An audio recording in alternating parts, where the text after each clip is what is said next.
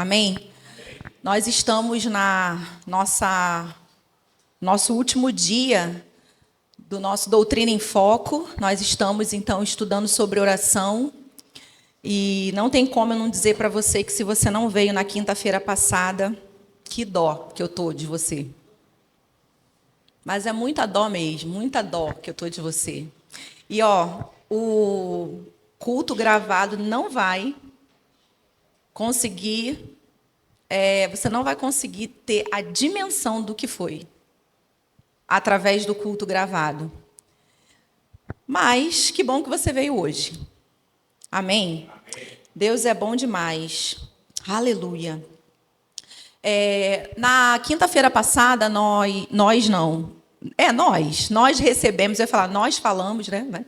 Nós recebemos do nosso pastor uma ministração poderosa, onde ele falou sobre os tipos de oração. Amém? E hoje eu quero compartilhar com vocês algo mais prático que o Senhor colocou no meu coração, lá desde o início, né, quando o nosso pastor falou comigo a respeito de estar juntamente com ele, trazendo essas ministrações. Então, eu creio que vai ser algo bem, bem prático e bem papum, né? Eu não vou me estender. Por isso eu peço sua atenção, né? Peço que você não se disperse, você fique bem atento. E eu queria falar um pouco sobre a eficácia da oração e como conquistar uma vida de oração. Vida de oração, ela se conquista.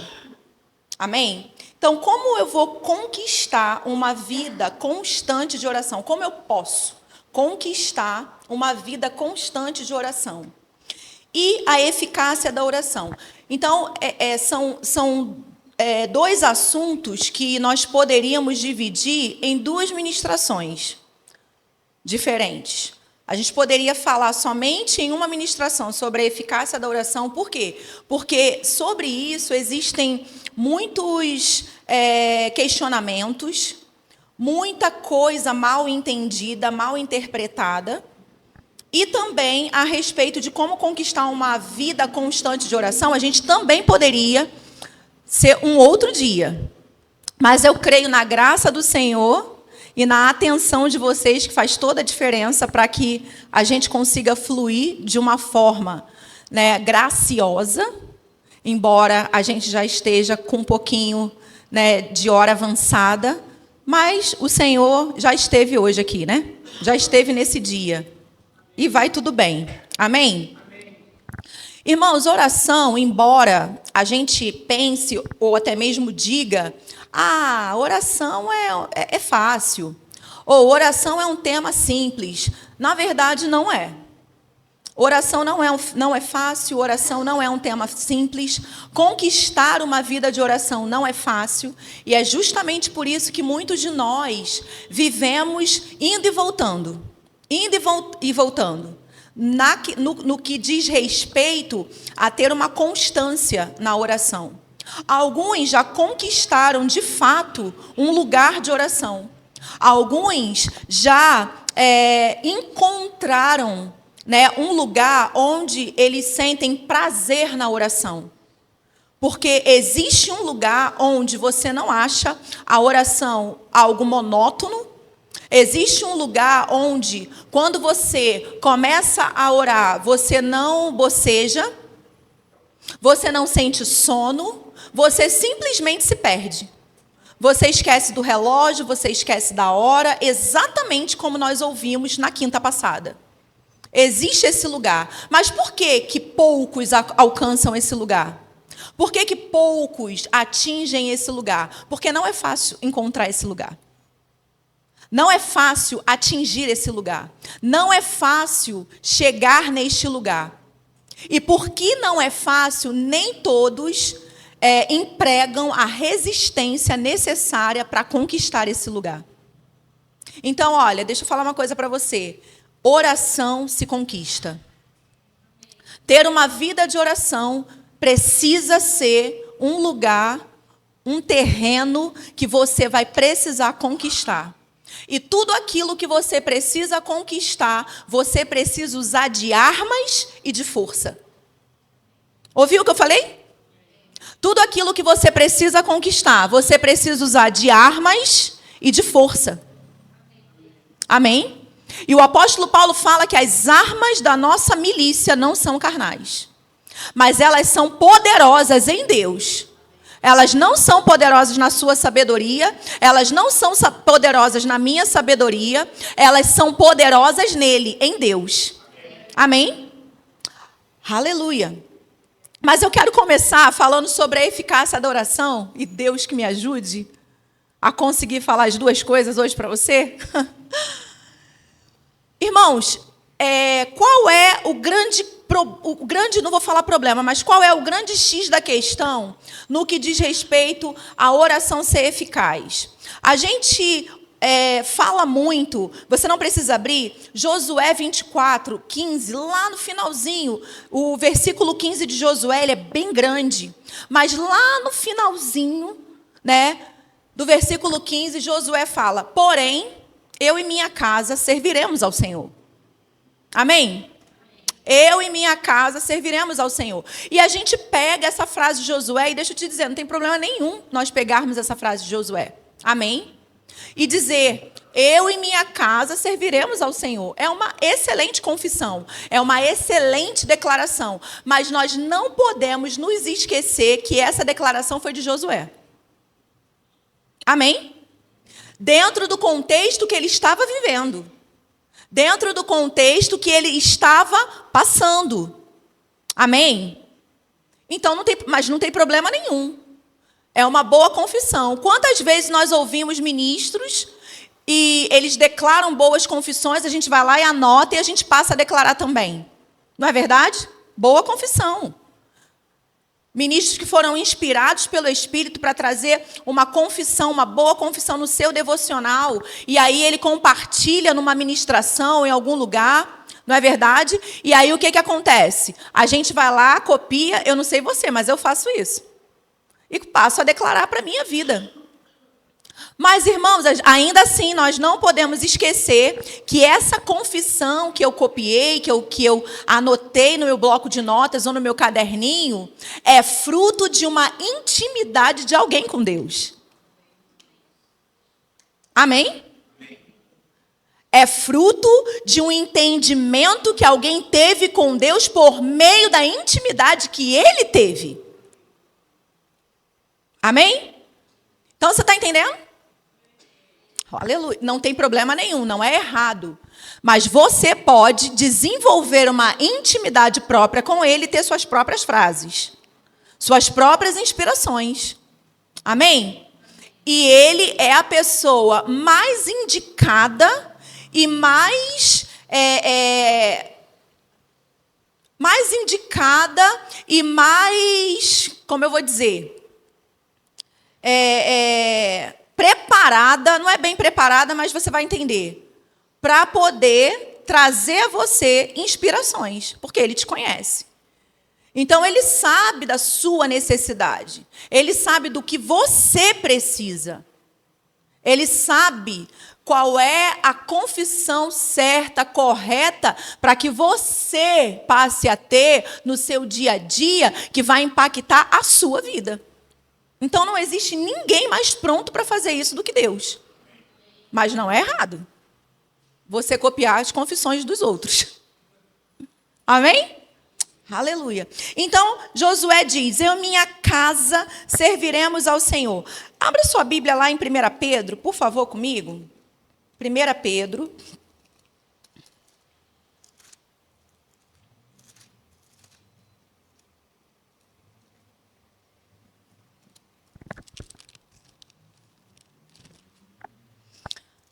Aleluia. 1 Pedro 3.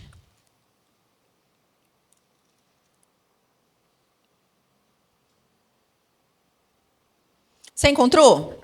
1 Pedro 3, a partir do 1, diz assim, ó, mulheres, sede vós igualmente submissas aos vossos próprios vosso próprio, marido, para que, se ele ainda não obedece à palavra, seja ganho sem palavra alguma, por meio do procedimento de sua esposa, ao observar o vosso honesto comportamento, cheio de temor.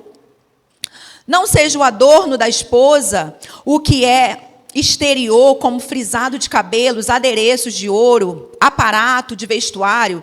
Seja, porém, o homem interior do coração, unido ao incorruptível trajo de um espírito manso e tranquilo, que é de grande valor diante de Deus.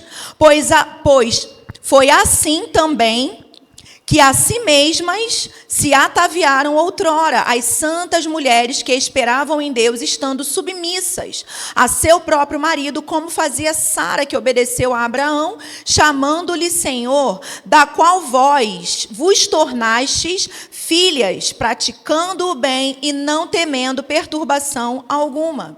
A gente conhece bem esse texto aqui, e aí você vai entender por que eu abri aqui. Então a Bíblia vai dizer, sede vós igualmente submissas ao próprio marido, para que, se ele ainda não obedece à palavra, então está falando de um homem que não conhece Jesus, amém? Que ainda não obedece à palavra, que ainda não seja ganho sem palavra alguma, por meio do procedimento da mulher, amém? Então, algumas pessoas pegam esse texto e falam o quê? Se eu me comportar como uma mulher submissa, se eu, viver a palavra, se eu fizer tudo isso daqui, é certo que o meu marido vai se converter. É certo que o meu marido, ele vai vir para Cristo. Deixa eu te falar uma coisa, irmãos. Pode ser que não. Você sabia disso? Porque a mesma Bíblia que ensina isso aqui, ensina também uma outra coisa que eu quero que você veja comigo em 1 Coríntios 7. Vai dar tudo certo, tá? Não fica desconfiado, não. Confia, porque vai dar tudo certo. Eu nunca te ensinei besteira, tá bom? Não vai ser hoje que eu vou te ensinar, tá bom?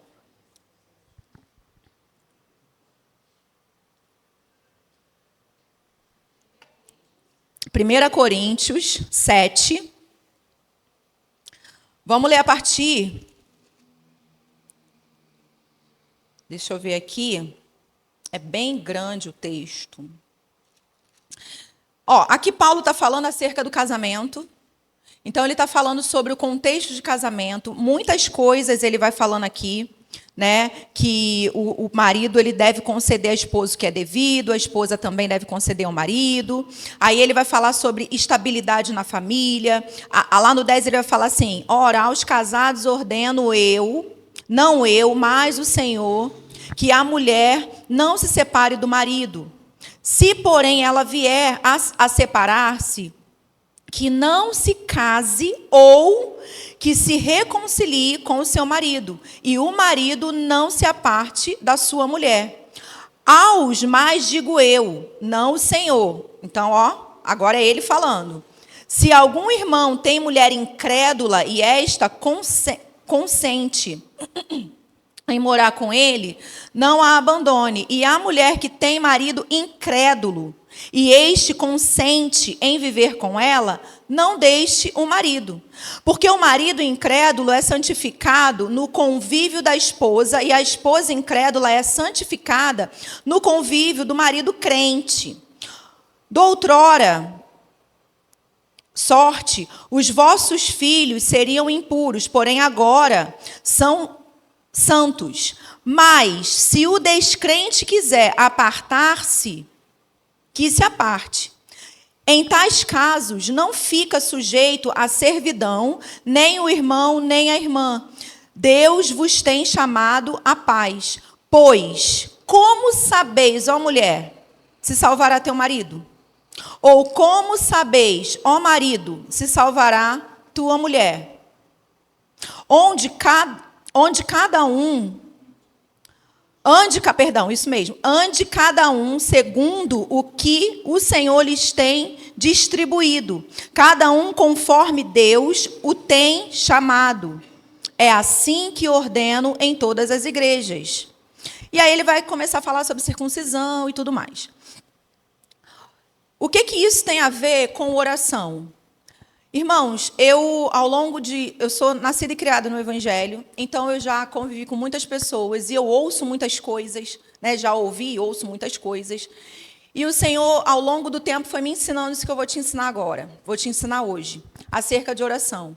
Existem muitas pessoas que elas estão frustradas e elas enfraquecem o poder da oração. Por quê? Por causa de suas experiências.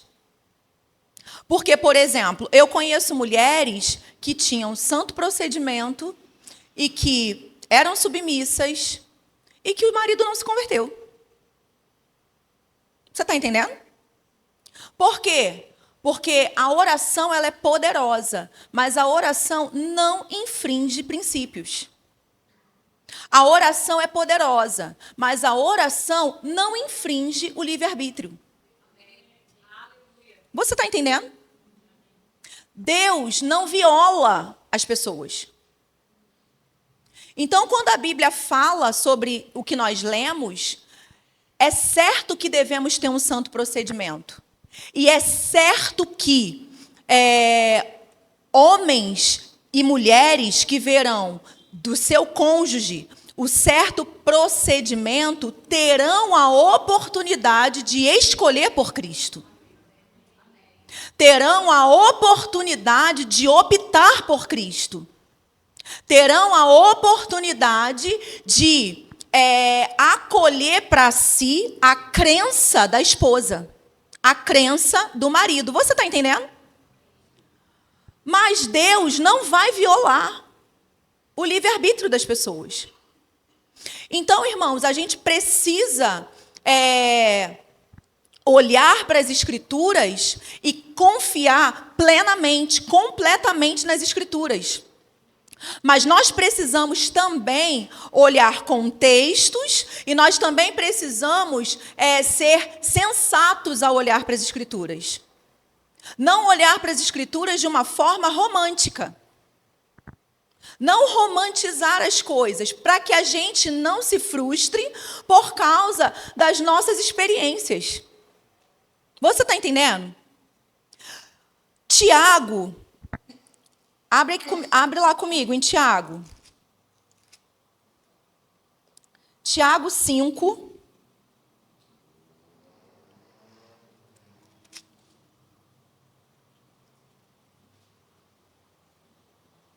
Tiago 5,16, a Bíblia fala lá no finalzinho, deixa eu ver se é o 5 mesmo.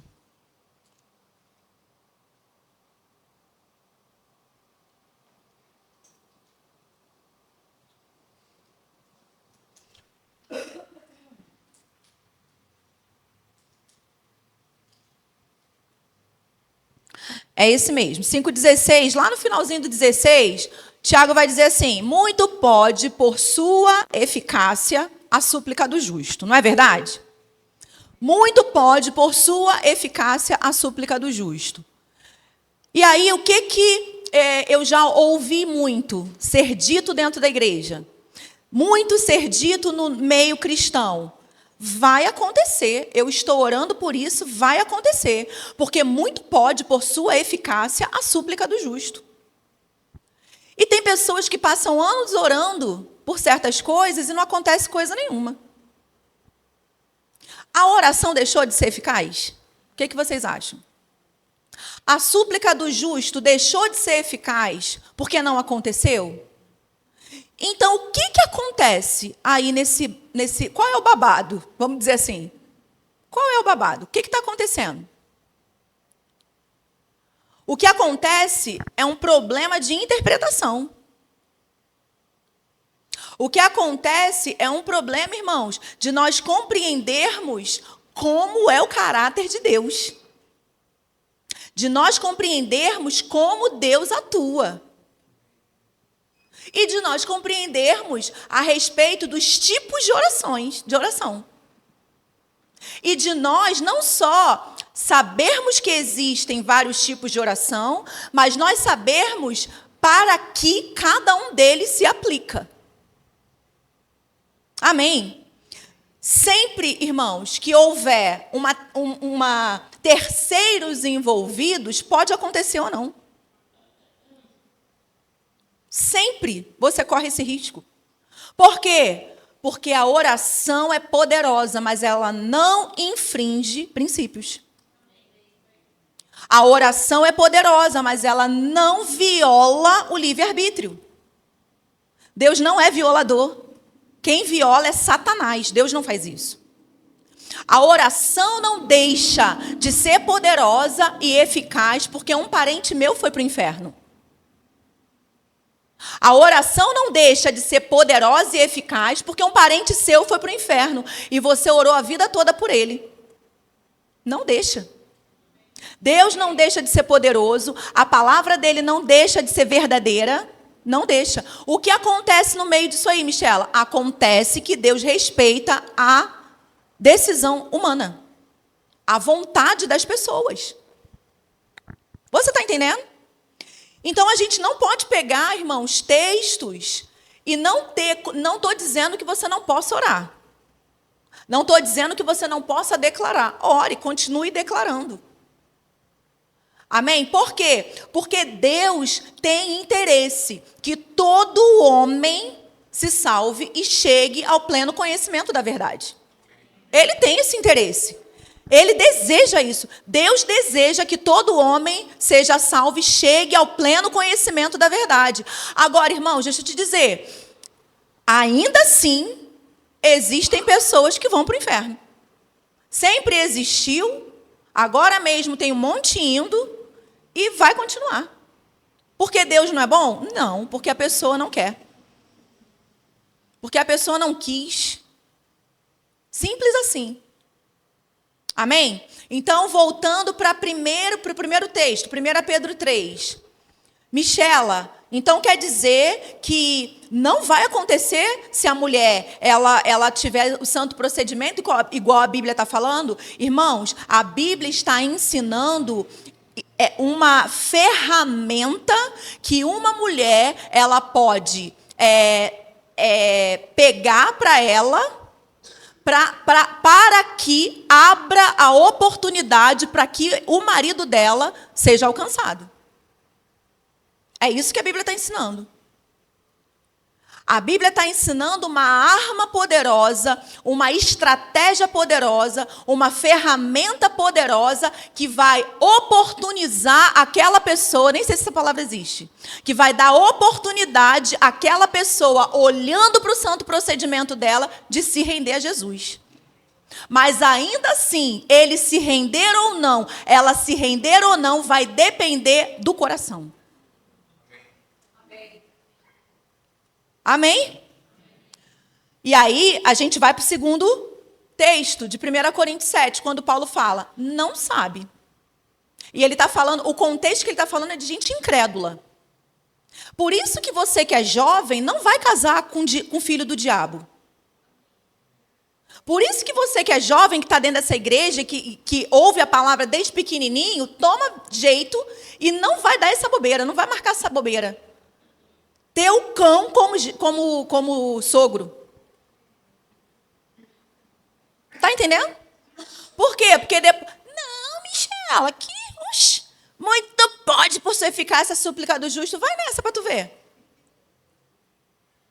Não, eu vou ficar lá santa, bonita, sendo submissa, levando café na cama, fazendo e acontecendo. Quero ver se não se converte. Querida, deixa eu te falar, pode ser que não. E você tenha que amargar o filho do cão para o resto da vida. Está entendendo? Então, ainda dá tempo de você fazer uma boa escolha. Quem já fez, creia na palavra. Entendeu? E ora muito. Ora para que o coração dessa pessoa seja um coração inclinado para o Senhor, porque é o coração que faz toda a diferença. Amém, irmãos? O coração é que faz toda a diferença. Existem pessoas que têm coração obstinados para o mal. Obstinados para o mal. Existem pessoas que você percebe uma inclinação do coração. Então, ore mesmo, até para o obstinado para o mal, se for o caso. Nosso papel é orar, irmãos. Nosso papel é orar. Amém? Agora, e o meu papel hoje aqui é mandar real para você. É dizer para você, eficácia da oração. A oração é eficaz, a oração é poderosa. Mas ela não vai violar o livre-arbítrio. E aí eu vou só dar o exemplo para você que o Senhor me deu na época que Ele estava ministrando essas coisas ao meu coração, porque eu ficava me questionando.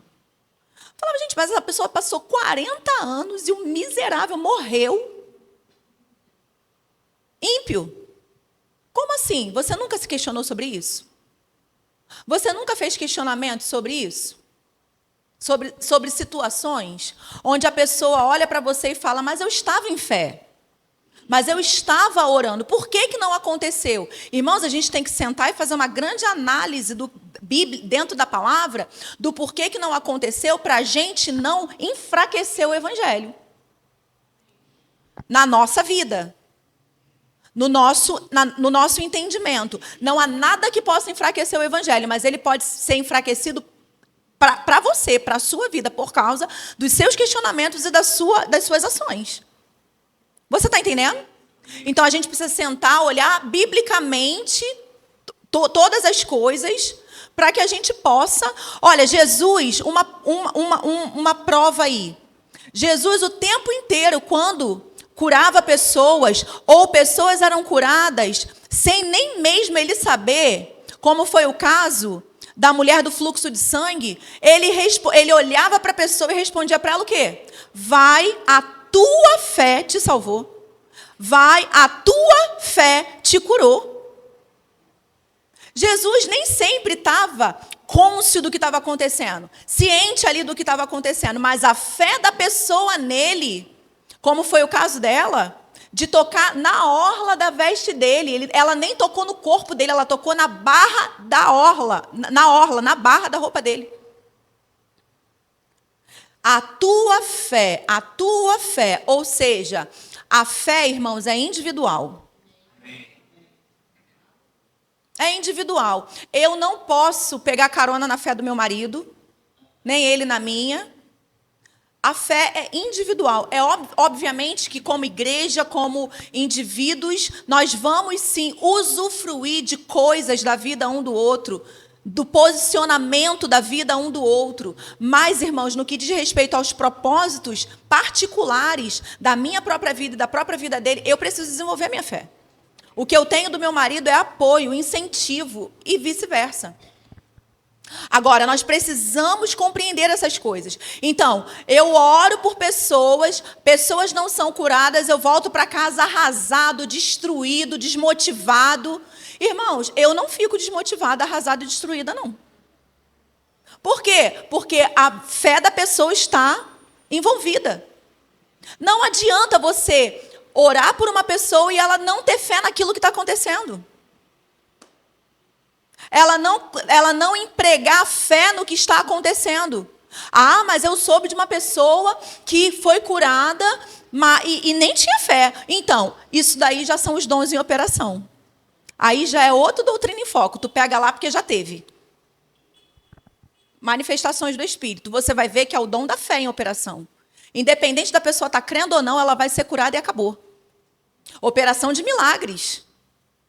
Os dons de poder. Em operação. Mas então, por que isso não é uma regra? Então, irmãos, pergunta para Jesus quando você chegar lá. Eu não sei de tudo. Amém? Não sei. Aliás, na verdade, eu até sei. Essa eu sei. Por quê? Porque Deus não dispôs os membros no corpo para serem independentes. Ele dispôs os membros no corpo para que nós dependêssemos uns dos outros. e nós desenvolvêssemos a nossa própria fé. Mas, irmãos, existem situações que vão acontecer essas coisas. Os dons vão operar, independente da pessoa estar crendo ou não. Mas isso não é uma regra. Isso são exceções. Por quê? Porque a regra é: sem fé é impossível agradar a Deus, porquanto é necessário que aqueles que se aproximam de Deus creiam que Ele existe e que se torna galardoador daqueles que o buscam. Essa é a regra. Está me entendendo? Então, olha o que o Senhor falou comigo para a gente poder avançar para o próximo ponto, para a gente poder ir para casa. Ele falou para mim assim: Michela, é simples, quando eu estava questionando ele. É simples, Michela, pensa comigo. Uma mulher está em casa orando pelo marido ímpio. Uma mulher está em casa orando pelo filho que não foi salvo ainda. Esse menino e esse homem, eles vão começar a ser cercados por crente. Sabe por quê? Porque a oração dessa mulher é eficaz. Porque muito pode, por sua eficácia, a súplica do justo. Então, irmãos, começa a perguntar para pessoas ímpias que você ora, se elas não vão começar a topar com crente na estação, no trabalho, no mercado, não sei aonde. Pergunta só para você ver. Vai começar. Porque você vai orar e a oração do justo é poderosa. A oração do justo é eficaz. Essa pessoa vai ser cercada de homens e mulheres ungidos. Onde ele estiver, vai aparecer um.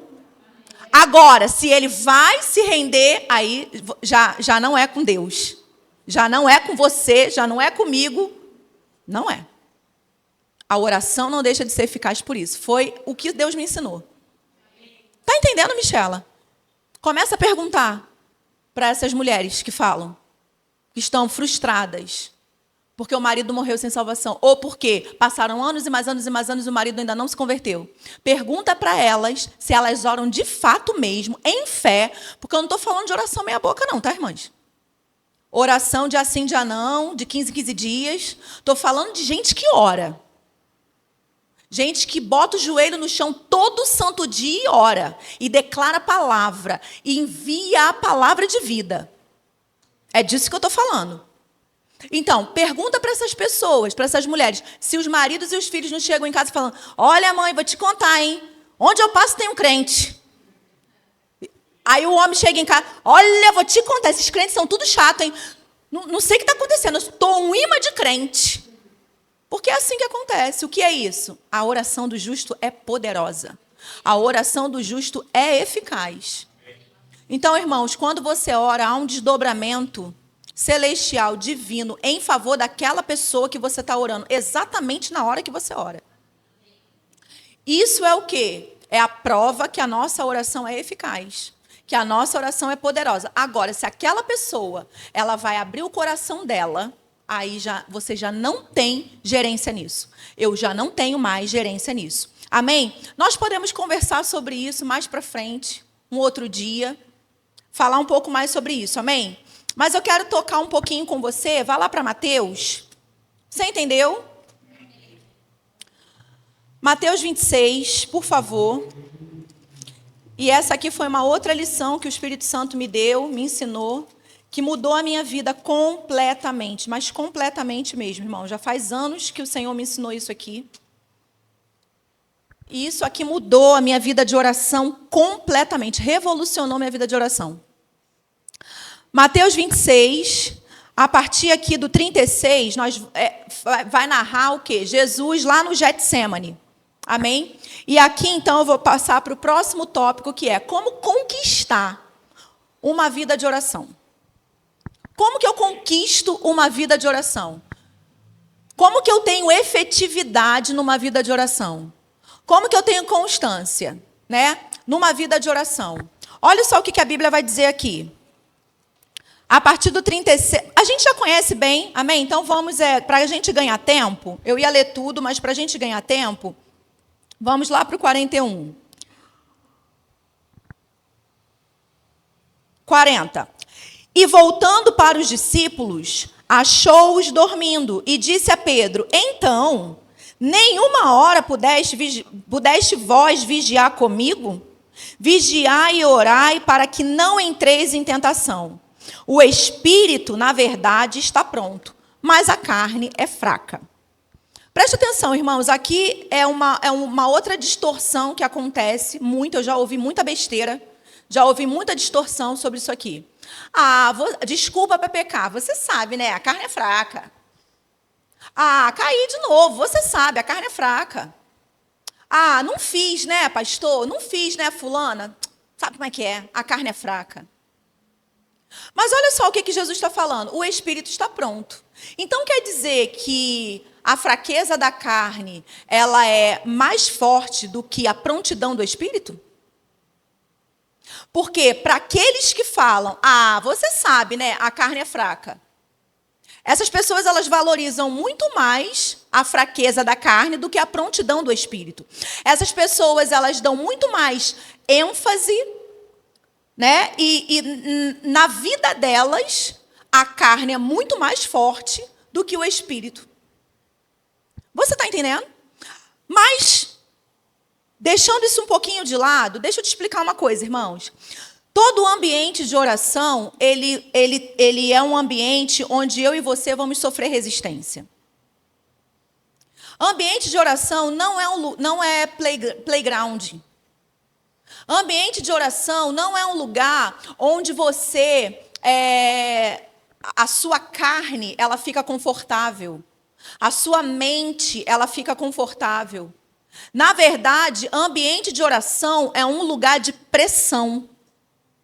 Se você for pegar o significado da palavra Getsemane, você vai ver que é lugar de prensa.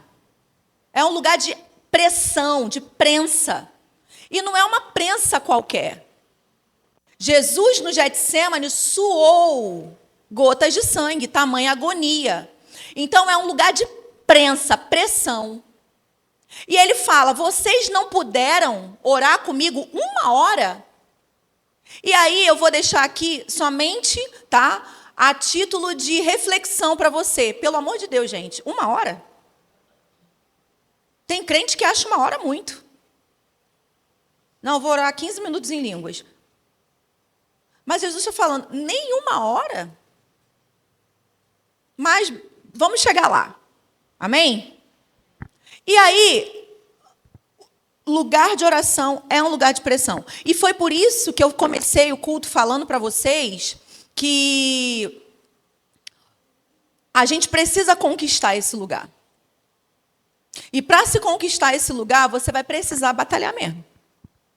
Você vai precisar colocar força. Você vai precisar colocar esforço. Porque você não vai ter nada a seu favor. Absolutamente nada. Nem o telefone, nem a campainha, nem o cachorro latindo, nem a criança batendo na porta do seu quarto o tempo inteiro te chamando. Você não vai ter nada a seu favor. É prensa. Agora, experimenta só você sentar no seu ungido sofá, pegar o seu controle remoto, colocar no Netflix. Você sente desgosto de estar ali? Seja sincero. Você sente, nossa, eu estou numa agonia, porque 1 hora é muita coisa. E você vai juntando um episódio com outro, com outro, com outro. Os episódios têm mais ou menos 30 minutos, alguns 42 minutos, 50 minutos. Menos de 1 hora, mas você vê 5, 6, 7, 10 num único dia. Por quê? Porque não tem oposição nenhuma nesse lugar. Pelo contrário.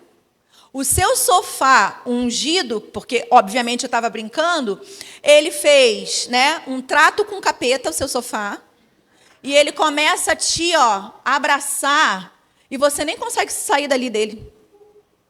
Ele e o cão estão assim, juntinho para poder te sabotar. E o controle remoto. Não é verdade? Agora experimenta ir para o seu quarto. Você fica lá.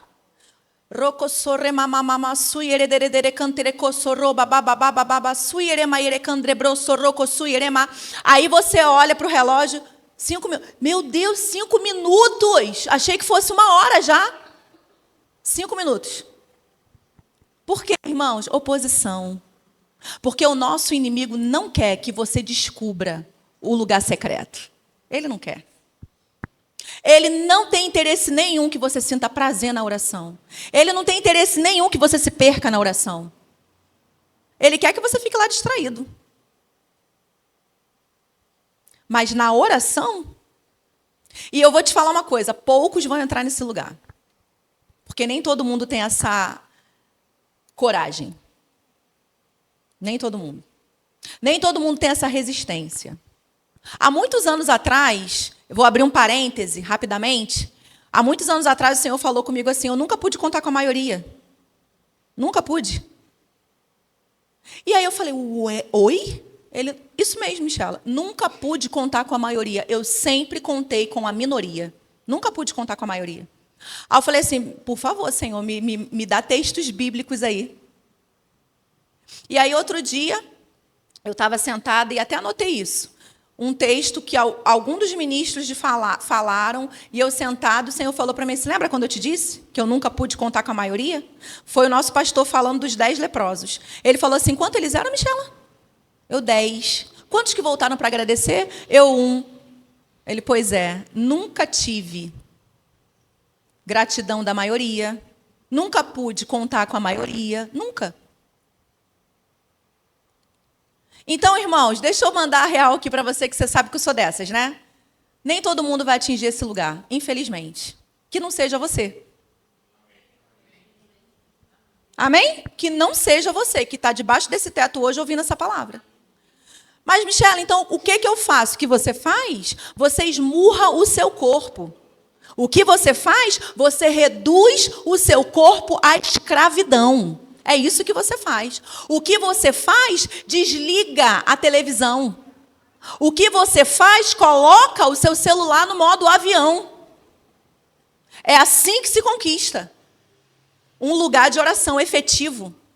O que você faz? Ora em pé.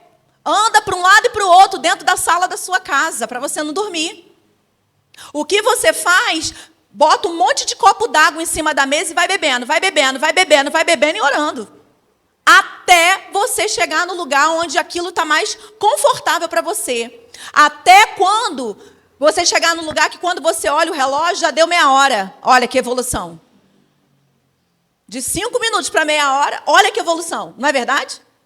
É isso que você faz. Eu te pergunto, você acha que os discípulos não queriam orar? Sejam sinceros.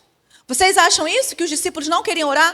Não, irmãos, eles queriam orar. Vocês acham que eles queriam dormir?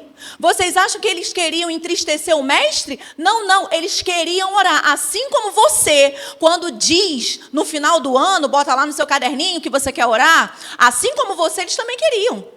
Mas o que foi que aconteceu com eles? Eles estavam num ambiente de pressão. E eles não estavam robustos o suficiente para resistir a esse ambiente. Não tinha. Eles não estavam. O que estava pronto neles? O espírito. Mas a alma não. Mas o corpo não. Então, eles não estavam robustos na mente e no corpo para acompanhar a prontidão do espírito. E aí, eu entro num ponto que o Senhor me ensinou. Oração é como academia.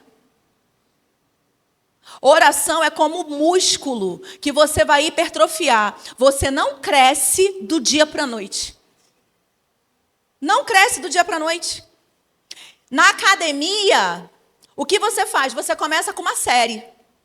Você leva tempo para poder o seu professor, instrutor, personal, sei lá quem, aumentar a série. Quando que essa série aumenta? A série aumenta quando aquele peso que você está levantando já está fazendo cosquinha em você. Você não sente mais dor. Porque para ter hipertrofia muscular, os músculos eles precisam ser rasgados, meu amigo. E quando rasga os músculos começam a ser lesionados, aí por isso que as pessoas saem toda dolorida. E pelo amor de Deus, não tome Dorflex, porque vai estragar teu treino todo. Já que você se esfolou, não toma Dorflex, porque estraga tudo que você fez. Joga pro lixo tudo que você fez. Aí, quando você não sente... Aí o sujeito fica lá felizinho. Nossa, como é que eu tô? Então, tá na hora de aumentar o peso. Tá na hora de aumentar a carga. Por quê? No pain, no gain. Amém, irmãos? E aí é isso que você vai fazer a partir de agora. Começa com 15 minutos. Quando 15 minutos estiver fazendo cosquinha em você, joga mais 15 minutos. Quando meia hora estiver fazendo cosquinha em você, joga mais 15 minutos. Quando 45 minutos... Olha, tô ficando boa. É porque eu fiz as contas em casa, tô zoando. Tiver fazendo cosquinha em você, joga mais 15 minutos, fecha 1 hora. E aí você vai estar dentro da categoria aqui dos discípulos, do questionamento de Jesus. Nem 1 hora? Então, aí deixa eu te falar uma coisa. Eu falei 1 hora para reflexão de vocês, amém? Mas deixa eu te falar, irmãos, não começa com 1 hora não, se você não tem essa pegada ainda. Se você não tem essa constância, pensa sempre na academia. Sabe por quê? Porque aí eu vou te dar um outro exemplo. Cansei de atender pessoas na época, né, que eu atuava na minha profissão. Cansei de atender pessoas no consultório, que eu fazia dieta para a pessoa. Aí eu entregava, o quê? Vou emagrecer comendo isso tudo? A profissional sou eu, né? Quem estudou? Eu. Mas aí o paciente falava, o quê? 5 colheres de arroz? De sopa? É muita comida. Eu vou emagrecer, doutora, com isso aí? Falei assim, então, vai. Não, eu vou... Tu vai ver. Isso aqui. Aí começa a fazer as deles. Quer virar, tipo assim, vegetariano da noite pro dia. Quer comer só a folha. Sabe o que vai acontecer? Ele vai conseguir fazer 1, 2, 3 dias, 4. No final de semana, vai chutar o balde. E vai comer até as paredes da casa dele. Por quê? Porque não teve resistência. Não pegou condicionamento. Grava essa palavra, irmãos. Para você conquistar uma vida de oração, você precisa de condicionamento. Os discípulos não tinham condicionamento. Por isso, eles fracassaram. E é por isso que muitos de nós estão fracassando. Você se cobra à altura do Benihim. Eu já me cobrei. Eu já falei, o cara tem ministério, tem isso, tem aquilo outro. Hora 16 horas, eu só estudo. Nem trabalho. Pois é, mas ele não começou com as 16 horas. Está entendendo? Não comece com essas loucuras, porque senão você vai chutar o balde. Daqui a pouco você está com cara do cão arrependido, né? Batendo na porta do céu. Oi, Deus, sou eu de novo. Sabe aquele trato que eu fiz com o senhor? Então, foi tudo pro beleléu. Aí Deus vai falar para você assim, lembra daquela ministra linda e morena? Que te ensinou naquele dia que você estava com sono, que oração é condicionamento, lembra? O que você acha de você começar com 15 minutos? Vamos ver como é que vai ser? Entendeu, irmãos? Começa com 15 minutos. E ninguém precisa saber. 15 minutos para quem não faz nada vai começar a fazer uma diferença tão grande na sua vida que as pessoas vão achar que você está orando 2 horas. Estou falando sério, irmãos. 15 minutos vai trazer sabe, você vai ficar se sentindo tão empoderado que as pessoas vão achar que você está orando 2 horas. E aí, irmãos, lembra disso, condicionamento. Então, os discípulos, eles queriam orar.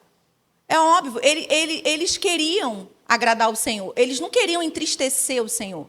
Só que eles não tinham condicionamento. Eles estavam num lugar de pressão, submetidos a uma prensa. Então, para a gente poder fechar, nada vai cooperar a seu favor quando você tirar os seus tempos de oração. Então, o que você sabiamente precisa fazer, irmãos? Ser consciente daquilo que você, do seu estado atual, da sua maturidade desse tempo, no que diz respeito à oração. e ser sábio. Porque começar com 15 minutos, eu estou falando 15 minutos aleatório, tá? Pode ser 10, 5, o que você perceber. Mas eu uso sempre esse exemplo dos 15 minutinhos, que, inclusive, foi como eu comecei. E aí, o que acontece, irmãos? Isso é sabedoria. Não é o diabo bota na nossa mente o quê? Que fraqueza! Que isso, que aquilo. Deixa eu te falar, você não tem que ficar respondendo o diabo. Crente não conversa com ele. A única hora que o crente se dirige ao diabo é para expulsar ele ou colocar ele no lugar dele. Crente não conversa com o diabo, crente conversa com Deus. Crente conversa com o Pai. Crente não fica devolvendo retórica para o diabo, não, irmãos. Está entendendo? Não. Crente fala a palavra. Se tu quer falar alguma coisa, se você sabe que o pensamento é uma seta do cão, se você quer falar uma coisa, vai lá, acha na palavra e fala o versículo. Está entendendo? A gente não perde tempo com esse infeliz, não. Nosso tempo é precioso, nosso tempo é do Senhor.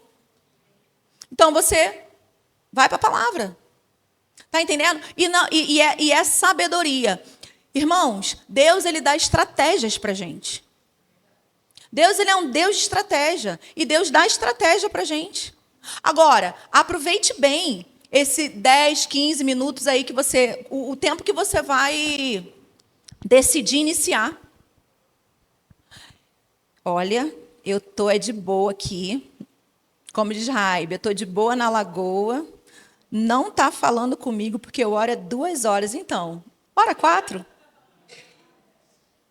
Duplica. Já que tu ora 4, 2, ora 4. O que você acha? Já ora 4? Ora 8. Está entendendo? E para fechar, não estava no script não, mas aí eu quero só falar uma coisa com vocês, rapidinho. Quando a gente começa a ter vida de oração, a gente começa também a se sentir melhor que os outros.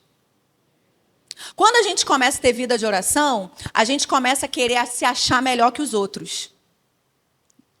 E aí, deixa eu te dizer uma coisa. Sabe o que você vai fazer com a sua vida de oração? Jogar ela para o ralo. Porque tudo que você estiver fazendo nessas 2 horas, nessa 1 hora, se você andar em vaidade, soberba e presunção por isso, você não vai ser recebido pelo céu. Está entendendo? Então, guarda seu coração. Porque é muito fácil, quando a gente tem vida de oração, a gente querer julgar as pessoas. Olha lá, estou aqui orando, está lá no Netflix. O problema é da pessoa. Aqui, estou lá, aqui, passei. Saí do quarto, está lá, jogando videogame. Está lá, ó, jogando Uno. Está lá, fazendo sei lá o quê. O problema é da pessoa, irmãos. Deixa eu te falar uma coisa. Salvação... Resultado em Deus é individual. Individual. E não só individual, como visível. Visível. Você reconhece visivelmente quem está cheio da palavra porque tem vida de oração e quem é marmelada. Quem diz que tem e não tem coisa nenhuma. Quem tem só discurso bonitinho. Isso é perceptível, é visível. Porque Deus, irmãos, não vai desperdiçar a unção dele com falastrão, com falastrona. Deus não faz isso. A unção de Deus é preciosa. Você está entendendo? Então, a unção de Deus, ela desce, escorre, vem sobre aquele que faz mesmo o que está dizendo que faz. Que tem mesmo a vida de oração que tem, que diz ter. Então, não se incomode com quem está à sua volta, se tiver, se não tiver, seu irmão, sua vizinha, seu marido, sua esposa, seu filho, sua filha, dependendo da idade, né? Filho e filha tem que ficar ali na rédea. Mas não se importa com isso. Por quê? Porque eu não vou prestar conta do outro e o outro não vai prestar conta de mim. Cada um vai prestar conta de si mesmo. E resultado também, meu amigo, é individual. Você está entendendo? E aí, vou fazer um apanhado geralzão aqui para dizer uma coisa para você. Deus não se move na terra se o povo dele não orar. Deus não se colocou na estrutura de autoridade sobre a terra. Ele não se colocou. Gênesis 1:26 está escrito: façamos o homem à nossa imagem, conforme a nossa semelhança, tenha ele, o homem, domínio. Deus não disse, tenhamos domínio. Deus disse, tenha ele, o homem, domínio. A Bíblia fala que os céus são os céus do Senhor, mas a terra ele deu aos filhos dos homens. Então, oração é uma licença, é uma permissão que o homem dá a Deus para que ele haja.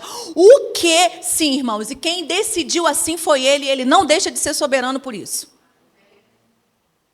Ele não deixa de ser soberano por isso, porque ele deu a terra ao homem, e o homem, quando ora, Deus pode atuar e pode agir. Agora, existem exceções? É claro que existem exceções de Deus agir apesar de mim e de você. Mas a regra foi aquela que ele mesmo estabeleceu e ele não deixa de ser soberano por isso. Então, pense bem sobre a sua vida de oração. Pense bem sobre oração. Pense bem sobre esse tema que é muito desprezado, que é tido de qualquer jeito, e é o tema central para se ter uma vida cristã bem-sucedida. Não existe, irmãos, vida cristã bem-sucedida sem vida de oração. Não existe. E o diabo conseguiu pegar a oração e jogar dentro da monotonia, dentro da igreja. Então, os irmãos acham culto de oração chato, culto de oração monótono. Por quê? Porque não tem oba-oba. Porque não tem pula-pula, porque não tem nada disso. Se você quiser um pula-pula, irmãos, tem lá na última sala. É só tu ir para lá. Tem um pula-pula lá. Tá entendendo? E piscina de bolinha também. Mas culto não é pula-pula. Culto não é oba-oba. E pelo andar da carruagem, que a gente está percebendo, vai ficar menos ainda. Ou você vem, meu amigo, com disposição para orar e mergulhar fundo mesmo, ou então fica em casa para tu não atrapalhar a gente. Porque se eu identificar quem é, eu puxo a orelha, levo ali para fora e falo, pelo amor de Deus, fica aqui para não atrapalhar lá dentro. Porque eu descobri quem é o Jonas. Sabe, Jonas? Me joga, me joga, me joga, porque sou eu que estou fazendo tudo isso. Eu não penso duas vezes, jogo mesmo. Você está entendendo, irmãos? Então, não é brincadeira. Culto não é brincadeira. Esse ambiente não é um ambiente de brincadeira. Venha para cá com disposição de orar, com disposição até mesmo de você operar nos dons espirituais, com essa expectativa de Deus trazer uma palavra para alguém através da sua vida. O meu antigo pastor lá no Rio de Janeiro, o pastor Edmilson, ele falava algo que ficou gravado no meu coração. Ele falava assim, ele ensinava para a gente, ele falava repetidas vezes isso. Ele falava assim, irmãos, não falte culto. Sempre que você tiver com desejo de faltar ao culto, seja por que motivo for, porque está cansado, porque isso, porque aquilo, pensa assim, o culto não vai ser o mesmo se eu não estiver lá. Era isso que ele dizia. O culto não vai ser o mesmo se eu não estiver lá. O culto pode ser maravilhoso, mas se eu não estiver lá, não vai ser tão maravilhoso assim. Não vai ser tão completo assim. O culto não é o mesmo se eu não estiver lá. E à medida que ele falava isso, aquilo penetrava dentro do meu coração. E às vezes que isso acontecia comigo, eu pensava, o culto não vai ser o mesmo. Eu preciso estar lá. E sabe, irmãos, Deus é tão maravilhoso, Deus é tão fiel, e Deus, ele corresponde à palavra de um ungido de uma forma tão tremenda, que todas as vezes que acontecia isso comigo, Deus me dava uma palavra para eu poder entregar para alguém na igreja. E no final do culto, a pessoa vinha conversar comigo e falava, Michela, muito obrigada pela sua obediência, porque, olha, eu cheguei hoje nessa igreja desse jeito, mas eu estou saindo assim, porque você me falou aquilo. Imagina se eu não tivesse ido. Na minha cabeça, eu pensava, imagina se eu não tivesse ido. Claro que Deus supre os dele, irmãos. Mas é uma forma de nós entendermos a seriedade do que é congregar. É uma forma, irmão, de nós entendermos a seriedade do que é estar aqui. Agora, de verdade, vou terminar, tá bom? O nosso pastor, ele fala algo aqui, ele fala: enquanto nós considerarmos o divórcio como uma opção, o nosso casamento não vai atingir o lugar máximo que ele pode atingir. Enquanto nós considerarmos, irmãos, os cultos dispensáveis, a gente não vai sair da margem. Não vamos. Enquanto nós não considerarmos, se der para eu ir, eu vou. Se não der, eu não vou. Você não faz isso com o seu trabalho. No seu trabalho você vai com febre, no seu trabalho você vai doente, no seu trabalho você vai se arrastando. Mas para a igreja não pode vir. Pega o culto de domingo à noite, se você tiver couro para poder grosso, para poder você ouvir. Ó, o casal que veio aqui no culto de domingo à noite. Olha isso, irmãos, vamos celebrar? Deus não é bom demais? Sejam muito bem-vindos. Vocês são respostas de oração. Nosso pastor teve no coração, vieram eles domingo à noite, veio uma outra irmã domingo à noite com a filha dela, que nem queria ir embora do lado de cima da salinha. Foi embora chorando, dizendo para a mãe que queria dormir aqui. O que é isso, irmãos? É a correspondência a uma palavra. Quando tudo parece, o quê? Isso é maluquice. Para que fazer isso? Vai cansar o povo, vai isso, vai aquilo. Não, Deus está comprometido com aquilo que Ele fala. Então, irmãos, enquanto nós considerarmos os cultos opcionais, se der eu vou, se não der eu não vou, porque eu tenho coisa melhor para fazer, não vamos. E esse não vamos é você mesmo que eu estou falando, tá? Porque quanto aos que estão vindo e já tem essa consciência, vai mergulhar mais fundo mesmo. Quem vai ficar na superfície é quem estiver considerando isso aí. Que não seja você. Que não seja eu. Amém? Vocês me amam ainda? Amém. Sejam abençoados na prática da palavra. Eu também amo vocês.